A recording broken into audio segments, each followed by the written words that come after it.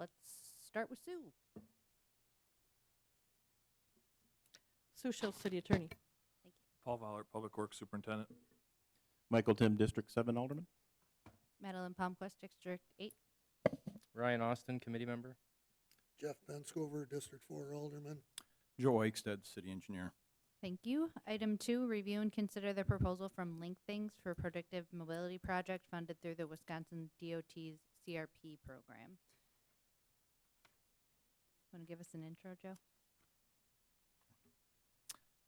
Thank you.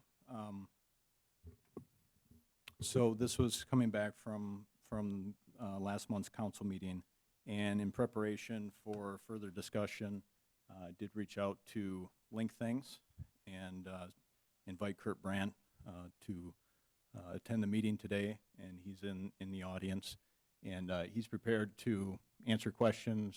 He does have a little presentation that he could give, as well as a demo of the application. So it's kind of up to the committee, kind of what you're interested in. If you have some questions, he'd be ready to answer those. Well, I would say since it's been 2 years since we last reviewed this proposal, I think there would be value, especially considering I think we have a couple new members of this committee and council, to hear what Link Things has to say. And I would recognize Mr. Brandt if he wants to come up and tell us what Link Things is about.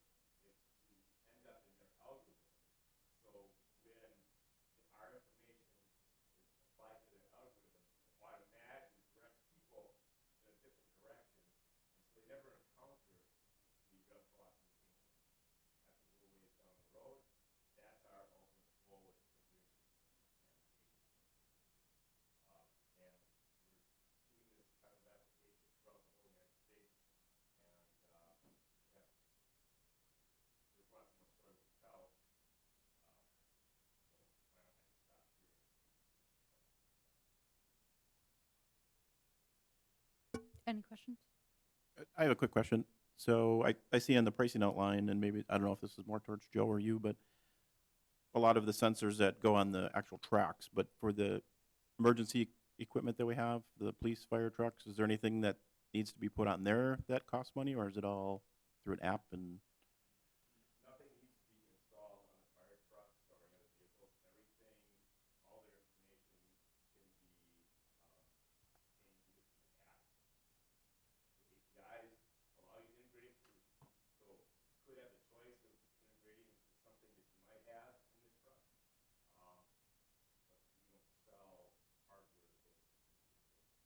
Thank you. I got a couple questions.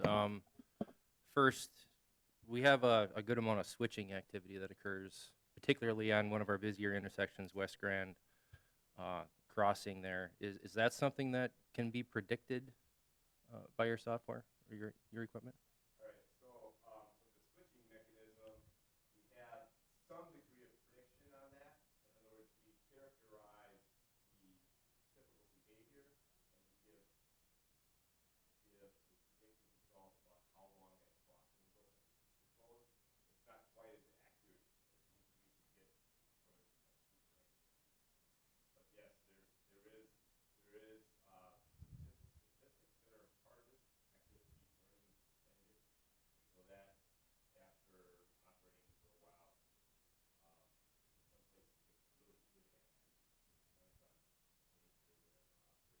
Sure, understood.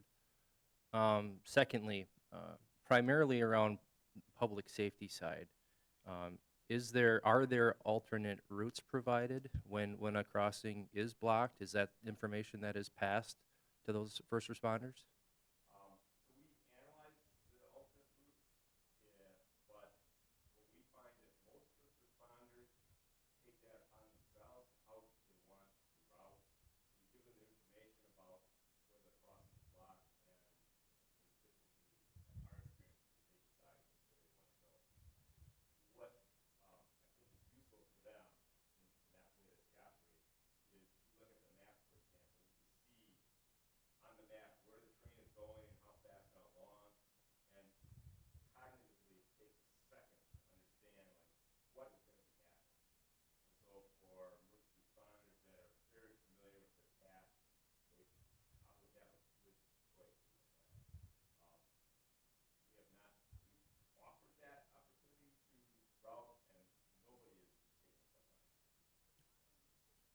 And then lastly, I'd be interested if you want to share a little bit of feedback from other municipalities that have installed this system.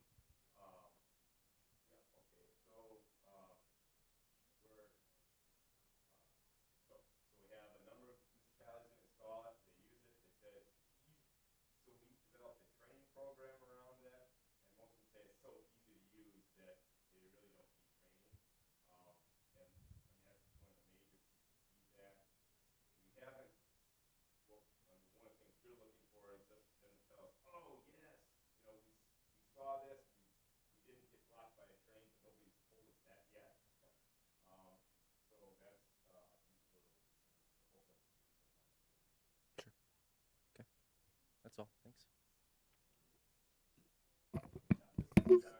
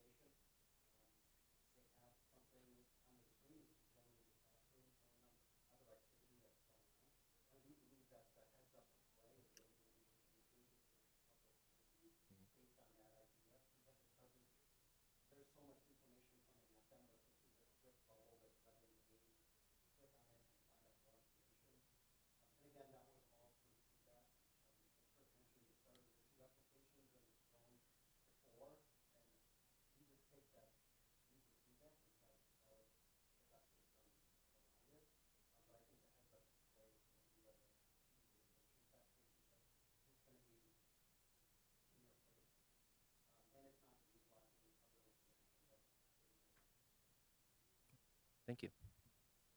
The other part that evolved in there is that, so one of the things we put in the application is audio first. You don't necessarily have to look at the device because it tells you information. This process is blocked, open. But they said, well, we have it in the truck, but you walk out of the truck and it makes a notification, you come back to the truck and miss it. So that, I mean, that is one of the things that we had learned, and so we developed other things to address that with push notifications. You have a button to push, it tells you the last notification, and of course, the heads-up display gives that information, so you can simply look at it without having to open the internet. Yeah. Also about your routing question. Full transparency, my community that I serve did not have railroad tracks. That's the first thing I told Kurt when we met for coffee and he asked me if I wanted to join the team. I said, just transparency, we didn't have any training.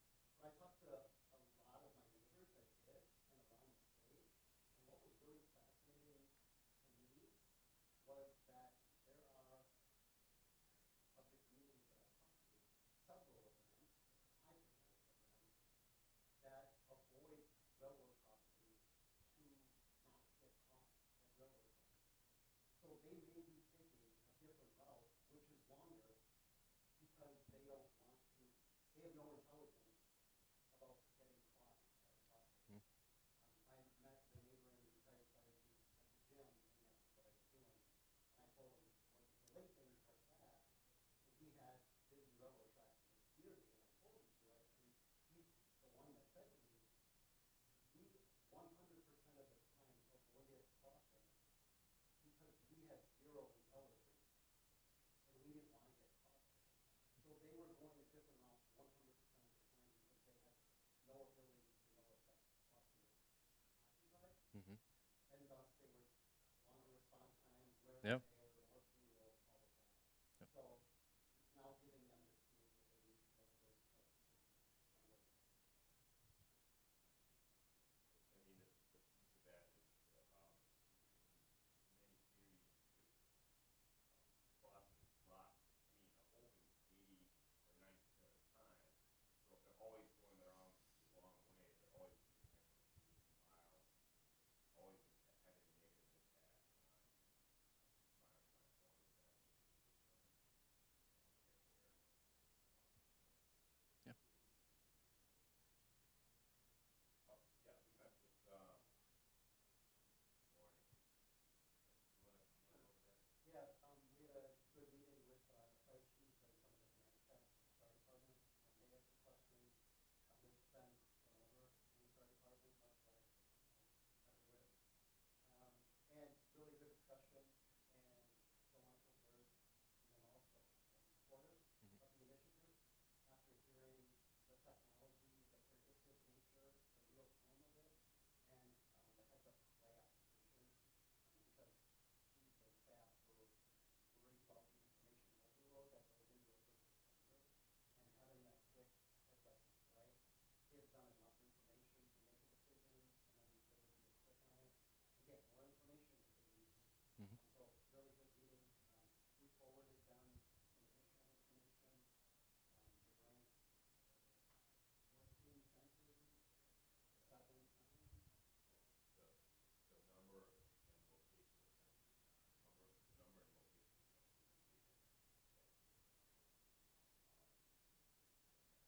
Sure. We did receive a letter of support from Chief Goodrow here just shortly before the meeting, all committee members, and I believe all the persons received that, so. They didn't speak out of turn. Yep. How long has your company been in business? So Link Things has been in business since 2017. However, this is not the solution that we started with. Link Things is originally an IoT, Internet of Things, machine learning company. I personally been doing those types of technologies since 1985. Oh, I'll really date myself. But, it started off, we started off built an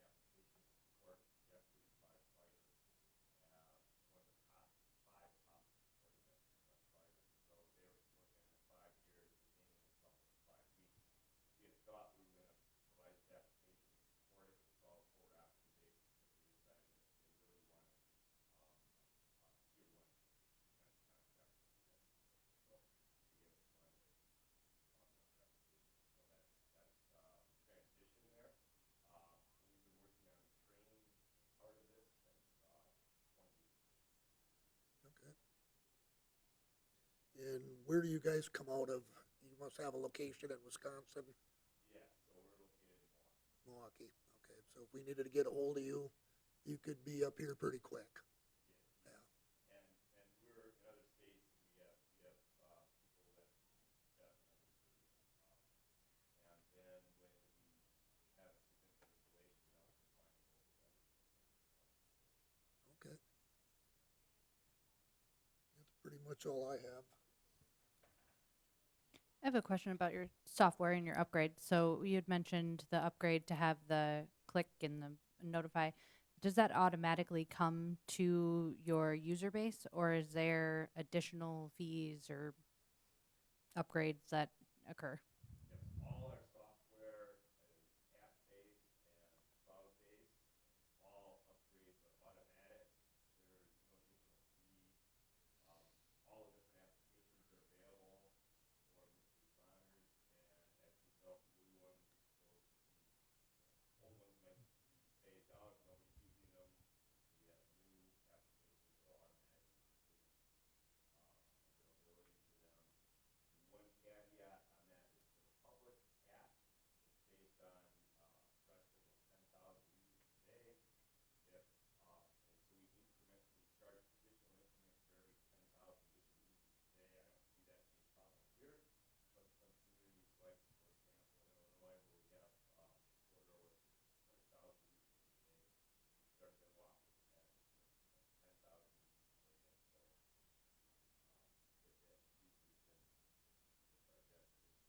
service to deliver. Thank you. Any other questions, comments? I've got no questions. Not for Mr. Brandt, no.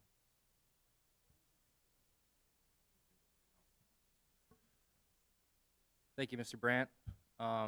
So I think I'll start off here and recognize that this agenda item was brought back to Public Works Committee because at Common Council level, there didn't appear to be a clear consensus on the need for the project. And I think that's fair. It's been about 2 years since we reviewed this information, and technology, obviously continues to evolve quickly. That's why I do appreciate Mr. Brandt and his associate and Link Things accepting our invitation to meet in person and provide another presentation and update, and having that refreshed information along with the recent feedback from Fire Chief Ben Gaudreau has reinforced for me why I support this initiative and why I will continue to. Chief Gaudreau shared in his letter that his administrative staff had the opportunity to meet with the vendor, Link Things. He described how the system provides real-time information on train crossings that could delay emergency response routes, information that can be crucial in saving time and potentially lives. And he noted that the system seems both practical and feasible for operations with some training, offering timely situational awareness that can enhance response efficiency and route selection during critical incidences. And importantly, he also pointed out that there appears to be minimal cost, as we have kind of discussed here. So, in Chief Gaudreau's words, the project offers an opportunity to leverage technology in improving emergency response, coordination, and community safety. And that's exactly the kind of forward-thinking use of data and technology we should be considering as a city. And I'll say this, similar to the arguments made when we discussed the Safe Haven Baby Box, if this program saves just one life, prevents one home from burning down, or helps stop a criminal act before it escalates, I think it's worth it in my mind. So I'm in full support of passing this.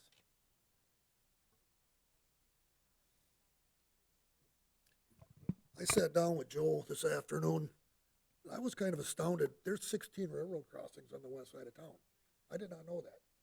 You count them off the top of your head, you figure maybe 5, maybe 6, but 16 of them, that's quite a bit. And that changed my mind. So I would be in support of this too. Ryan's right. You can't put a price on a life, $109,000. If this helps, it's well worth it. So I'm in support of this. Do we have an official motion? Yeah, I'll move that the Predictive Mobility Project is funded through the Wisconsin DOT CRP program, and we cover the remaining balance. I I would second that.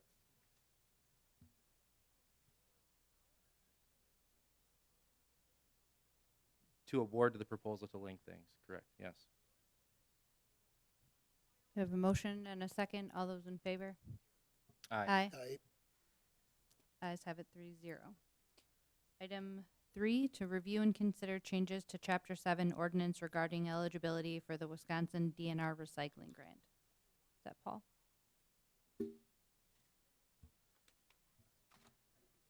thanks. So I believe my referral is attached. I guess I got a little overzealous, thinking that I was gonna be able to go quicker with this. But we do have time. But the biggest thing is, just in case you don't know, every year the city applies for a grant from the Wisconsin DNR that helps, pay for our recycling program. It does not pay for the whole, but because we exceed the cost for it or whatever. So I just wanted to bring it to your attention. We being Sue and myself are working on the changes to Chapter 7. I included with the referral, the different things that are required of the change. The change was approved by the Wisconsin DNR back on July 1st. We have some requirements to provide more education than what we were originally doing. But the education isn't necessarily in-person education. It's just to have information on our website and then work with people and provide information. The second thing that was changed, we already exceed the frequency of collection. And so what they did is just smaller communities sometimes just have like township dumpsters put at the townships, and then they pick them up once a month, and they have to increase that based on population. Like I say, we already provide enough frequency. The other thing we have to do is notify non-residential facilities of the recycling requirements. There they kind of changed some of the verbiage to have them have a larger on-site things. So again, it's nothing that is earth-shattering as far as I'm concerned. It's just stuff that we need to change to be in compliance with the grant. I don't know, Sue, did I miss anything? Nope, I think you covered it all.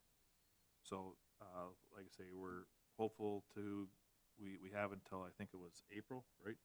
April, right. We have until April to get the ordinance changed, but I don't like to wait, so we'll get it back to the committee as quick as possible. Again, working with the community media to get the things put on the website for the education pieces. Again, a lot of the stuff we already have in place. Thankfully, past administrative assistants were very passionate about recycling. So it's just a matter of going through and updating it, making sure that they're current. I'm going to make contacts with realtors that I know, because that's one of the things that's always brought up, is that I just moved to town. I don't know anything about recycling, what the city does or whatever. So working with realtors about possibly handing out this packet, getting back in touch with the Renters Association so that they can hand out information to their tenants as they come and go and things like that. So Thank you. My initial comment is thank you for bringing this forward sooner, or before we actually needed to push to make action on it. I appreciate that. Everything makes sense.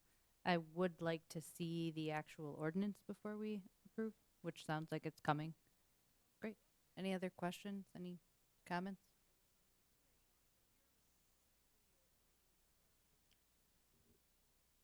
So we're not gonna take any action on this then until we see an ordinance, yep. All right. Item 4, discuss and consider the revision to the ATV and UTV ordinance. This was my referral, so I will kick it off. I made this referral after being contacted by a handful of residents from our surrounding communities. The city currently has an ATV UTV ordinance that allows for traffic on one portion of roadway. The purpose of this referral is to discuss if we should add or should consider adding additional roadways that are shared with our surrounding municipalities. The map that is attached to the referral is not a proposed map or proposed route by any means. It's just a set of examples that we can use to see the red roadways on there are open by other municipalities or by our existing ordinance. And the green are proposed examples of roadways that are split between our municipality and another municipality. The point would be to open the roadways that are split so that the other residents can use their roads to access existing open municipalities like Grand Rapids, Portage County, Plover, Buren, everywhere else, but to be able to leave without violating the rules of our municipality or theirs.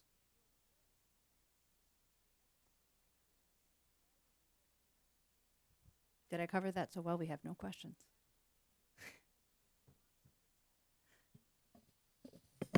Well, this is obviously something that we talked about with communities around us opening the roads up to ATVs and UTVs.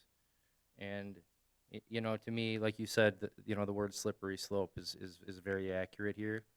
Half the road is technically open, the other half is technically city property. And I know, in conversations with the PD, I think the PD has kind of openly stated, we're not necessarily going to be going after that. But I think it would be nice to put that in black and white. I would be interested to see, how much road we're talking about. I'm sure it's going to be a pretty good amount.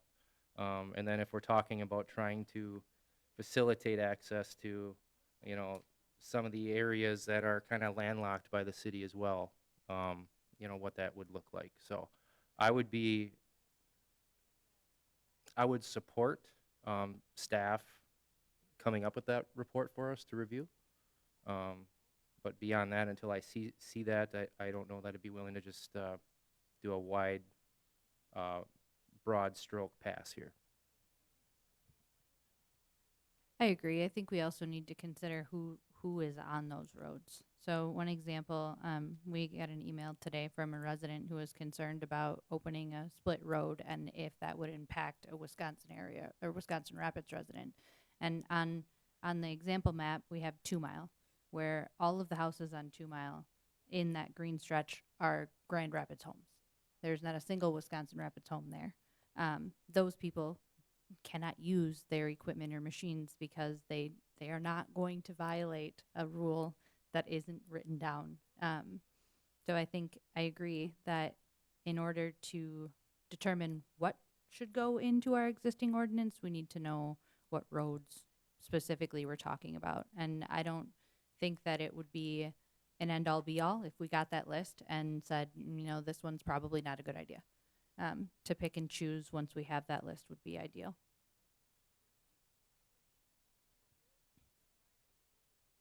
Good. All right. So with that, I would request that staff provide a report of the existing split roads from other municipalities for next meeting or the meeting after, depending on how full our agenda is. Great. Paul?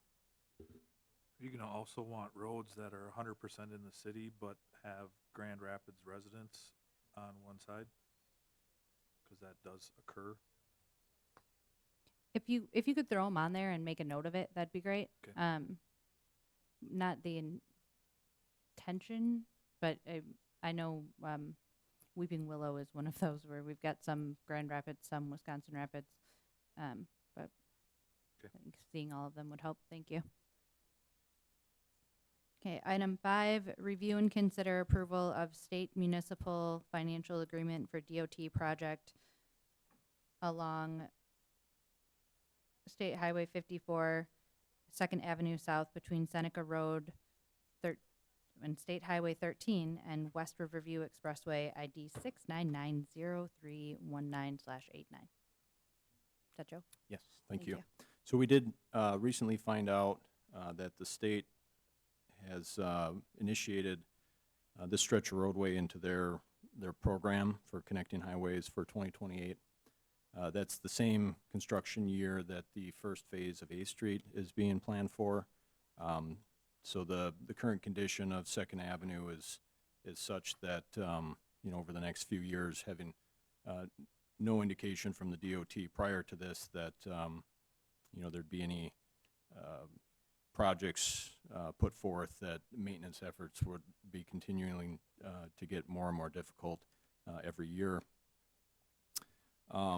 So we did meet with the DOT just a couple weeks ago and talked about the project, and they somewhere along the lines, the Connecting Highway Program received additional funding, which this is one of the projects that they pushed forward, and it carries the same sort of state municipal financial agreement that the A Street project does, where the city would be responsible for 25% of the design costs, and the state would pick up the other 75% for design, and then the state would also cover 100% of the construction of the project.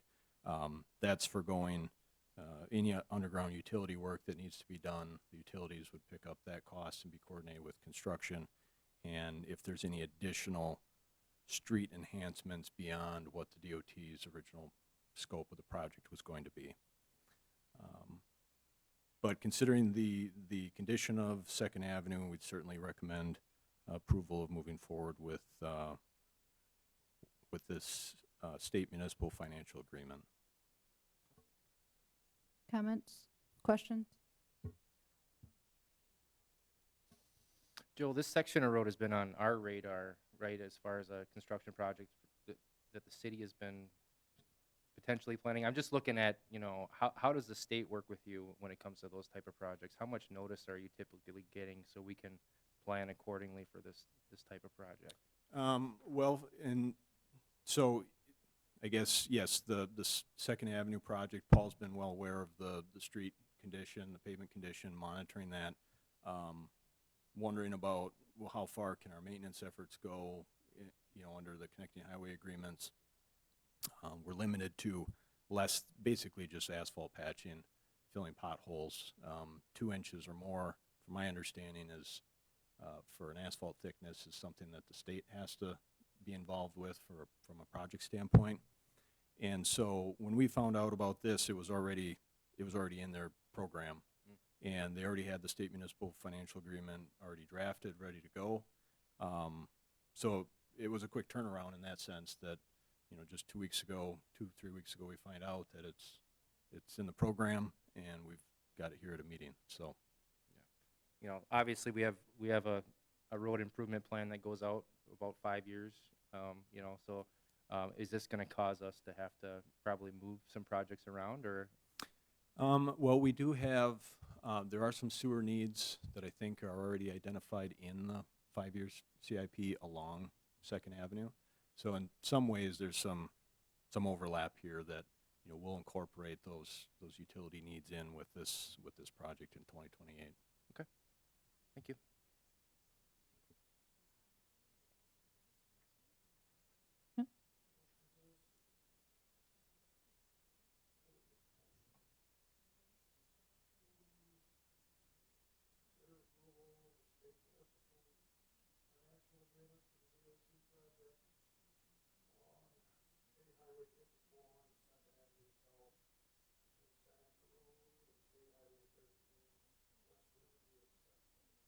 I'll second. We have a motion and a second. All those in favor? Aye. Aye. Ayes have it, 3-0. Item 6, review and consider proposals for consulting services for signal infrastructure upgrades at 8th Street and East Riverview Expressway and Plover Road and Washington Street intersections as part of the DOT's Signals and ITS standalone program.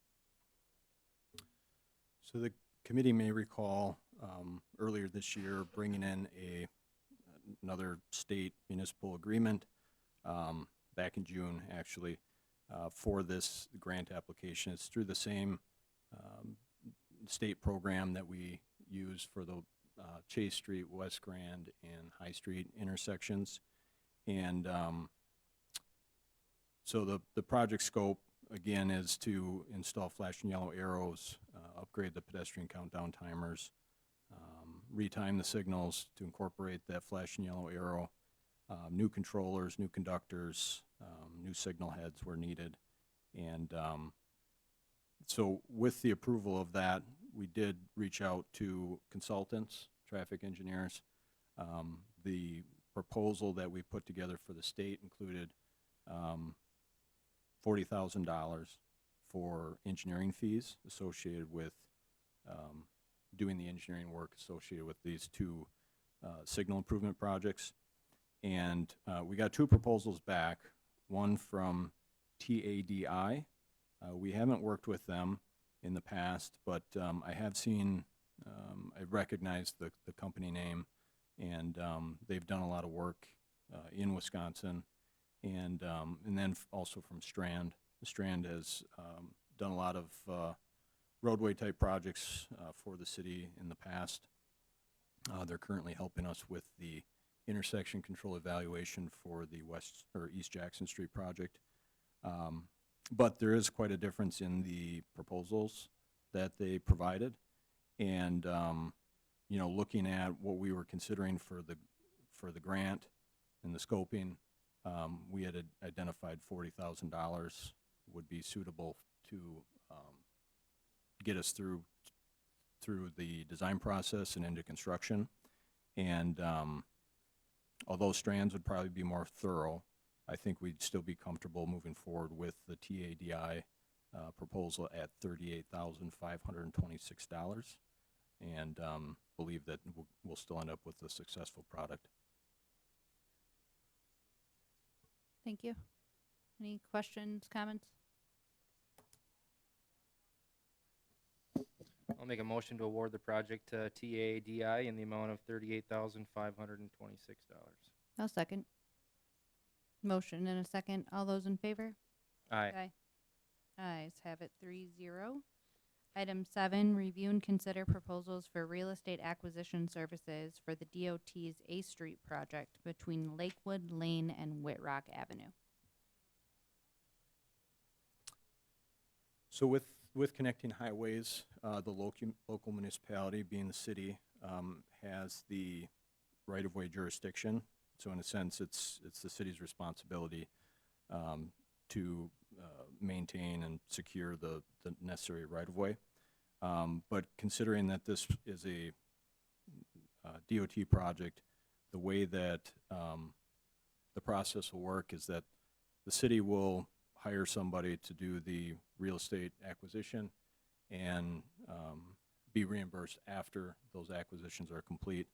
Throughout the process, the DOT will be engaged to make sure that the process is going according to their standards, and so I don't have much concern with how the process will go.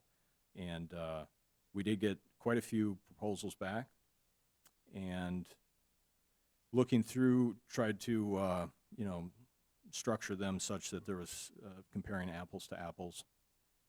And Streetland is I guess they have the lowest proposal, and we've worked with them in the past actually on the West Jackson Street project, and we're happy with the efforts that they did there. And so all that aside, you know, we'd recommend Streetland in the amount of $49,875, with the caveat that their pricing is based on a preliminary plat information. The final plat hasn't been produced yet, and that the city will be reimbursed for the actual costs that it incurs, which might be, and very well likely might be, higher than that $49,000 amount. So, Questions? Comments? Do we have a motion? I'll move to award the project to Streetland at the amount of $49,875. We have a motion and a second. All those in favor? Aye. Aye. Ayes have it 3-0. Item 8, consider a request to change the speed limit on Spring Street between 3rd Street North to 5th Street North from 35 miles an hour to 25 miles an hour. Thanks, Paul. Sorry. So Alderperson and I, Pensacola and I had a conversation about Spring Street from First Street north to State Highway 54. So visual people, it's all the area along the cemetery, from First Street there. Obviously, Shane Roosh has developed the properties up in that area in the area of Third Street and Fourth Street. And so there's more activity at Spring Street in that 2-block area.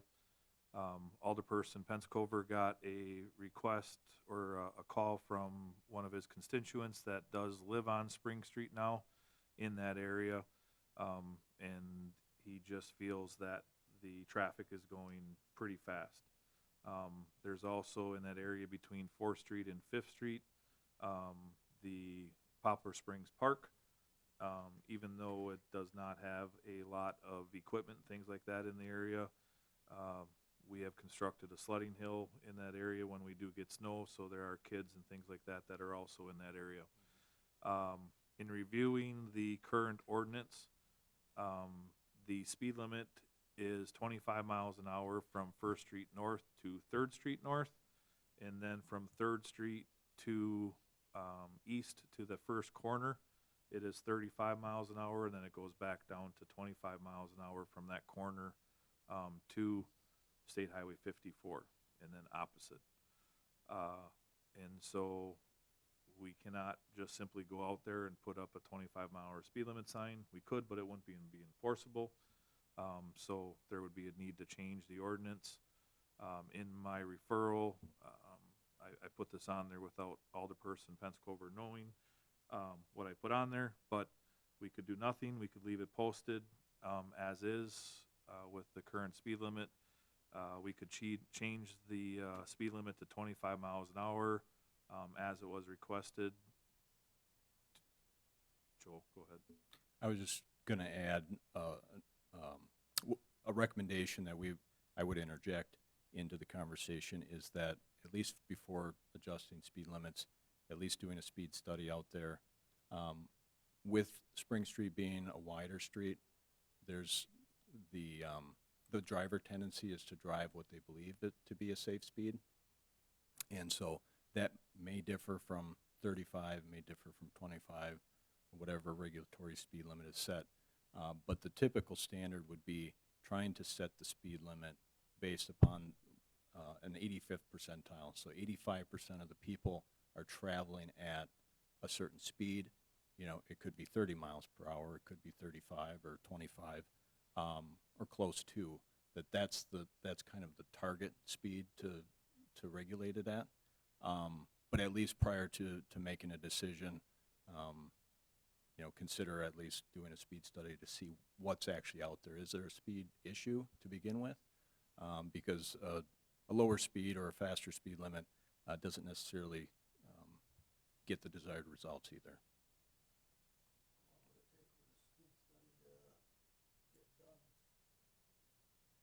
We could likely have it back next month. All we're really trying to do is move 25-mile-an-hour speed limit basically 1 block east. You know, the traffic, the road is pretty much common for what's out there. You know, it's not a high traffic area, but it is a shortcut. It's the truckers' road, the semis are along there. You know, I would prefer to get the 25-mile-an-hour sign up as soon as possible, just for expediency's sake. You know, it's not a, it's kind of a safety issue, but the playground is there already. I'm not one for putting stuff off if we don't have to, but if we can get something done by next month, I would be satisfied by that. Kind of my 2 cents. Go ahead. I think I'll echo what Mr. Pensacola said here, particularly when it comes to the truck route portion of it. As we know, as Paul discussed, that area has been developed, and then You know, in the wintertime, you see a little more usage out of that Poplar Spring Park when it comes to the sledding activities and whatnot there. So, you know, stopping distance for a semi truck is quite a bit different than just a regular vehicle. But I do agree that there is some due diligence that we should do here. Maybe the data shows we should take more of a change or you know, or take a better look at this. So, to me, right now, I would support, you know, moving that 25-mile-an-hour speed limit out to Fifth Street North. But again, I think you know, the data will help us decide, you know, what's appropriate as well. So. I agree. I hope that the data comes back and puts us in the 80 percentile that is lower, either 25 miles an hour or lower, so that we have adequate justification. But I also feel that if it comes back and the 80 percentile is 35, that I also support moving it to 25. So I'm on board with having the speed study completed in this area to return to us for next month.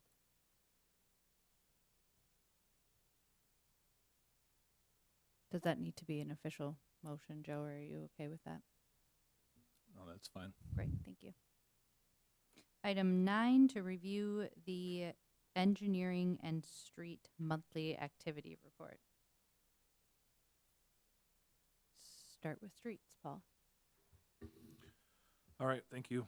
Again, hopefully the report is attached. Just talk about the construction projects first. Plover Street has been complete since July, I believe, and the only thing left to do up there is to cut out our manholes and bring those to grave. For the most part, last month, 14th Avenue was also completed. You know, by the middle of September. So then we did the finish grading, the site restoration, and again, that project is to the point where it just has to have the manholes connected or completed.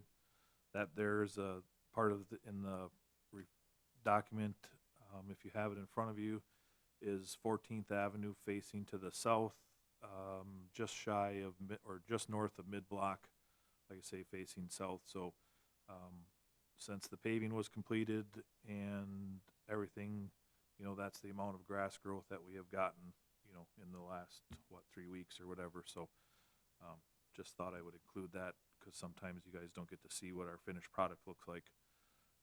So then we've also been going crazy on McKinley Street. That project is from 8th Avenue to 14th Avenue.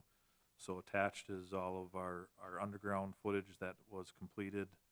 And we just actually today completed the remainder of the rough grading work. And so the contractor is putting all the curb and gutter in the rest of this week and then first part of next week or whatever. So that should move along quite quickly as well. Maintenance activities, you'll see the list is kind of shorter just because we have put our maintenance staff on the backside of our construction crew to do all of that restoration work and things of our construction projects. And then we've also been concentrating specifically just on all of our asphalt patches and pavement patches and things like that. So again, we traditionally try to re-sweep our chip seal area 3 or 4 times before snow flies, just because there is that chip that's partially embedded that will end up in Alderperson's Austin's front yard when we plow the snow. So we don't want that to happen to people because, you know, it is somewhat annoying. But we've continued to work with Water and Light doing water main breaks and or hydrant replacements. We're doing all of the restoration work behind them. Our sign shop continues to get as much paint down on the ground. That activity is going to slow now because of the temperatures. Our shop, thankfully, has not had too much more stuff than routine maintenance work, but we have had to replace a hydraulic pump on one of our loaders that is 8 years old, I'm sorry, and then hydraulic pump on one of our older garbage trucks. And then because of us trying to extend the life of our equipment because of the high replacement cost. We took in, blasted and painted the wings on a couple of our trucks that are used frequently in the salt activity, and things like that. I do want to make notice, just in case we haven't been as high on our customer service, but on Friday, September 5th, our administrative assistant, Jessica, left us after 6 years to go and chase after one of her passions. So we haven't had 100% full-time coverage on the phone, but we do have a retired city employee that is helping us out. So it's the last couple weeks has been better, but there was a spell in there where we weren't able to provide the service that we wanted to. I also attached in there the hours for the compost sites, as those have changed this week, October 6th and 7th. So that's the hours for the compost sites for the rest of the year, just in case you guys get calls on that. And then the last thing that I didn't include in there that I'd like to say, because we've had starting to get calls on it, our fall yard waste collection is scheduled to be the week of October 20th, so the 20th through the 24th. And then our second time doing that would be November 10th through November 14th. You know, you always pick that date, and it's like shooting that fish in the water, you know. So then in between that time period is our brush collection of October 27th through the 31st, always the last full week of the month. That would be the last brush collection for the year. Right after the first of the year, we'd have our Christmas tree pickup or whatever, but the fall yard waste collection, the app is now put back onto the website. It was originally removed because we were getting people requesting the yard waste collection through the whole entire summer. So IT has that put back on our website here as of this week. And then the compost sites will technically be closing Friday, November 14th. So again, if your constituents call, please share that information with them. And I believe that's all that I have. Thank you, Paul. Comments, questions? Great. Moving on to the monthly engineering report. Thank you. For traffic items this month, we did conduct a traffic study at the intersection of Spencer Street and 18th Avenue South, and a report is being put together, and we'll likely share that next month. Regarding 2026 project designs, the 2nd Street North project, our design is substantially complete. All of our permit applications are in to the DNR at this time. For the East Jackson Street project, the intersection control evaluation is currently underway with Strand and Associates, and we've also completed the hydraulic modeling for the Riverwall rehab project and submitted that to the DNR. So that permit application is in and being evaluated. So that as soon as we can get approval, we'll be looking to issue bids for that project. Continuing to move forward on Apricot Street, 16th Street plans, as well as submitting the permit applications for the Pepper Avenue water main replacement. And then also making some initial headway with the 48th Street project by Commerce Drive. We've got traffic counts completed, truck turning movements, as well as preliminary layouts.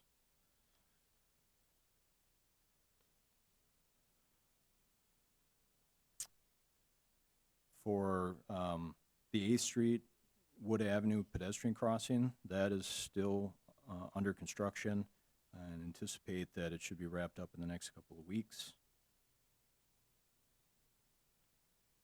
We also completed the plans and specifications for the grant application documents for the West Side Interceptor project. That's through the DNR's Clean Water Fund program that had a deadline of September 31st. And I think that's the highlights for the month. Thank you. Thank you, Joe. Comments, questions? No. Great. Item 11, oh, sorry, 10. Review the 2025 construction project status report. We should have that paper version.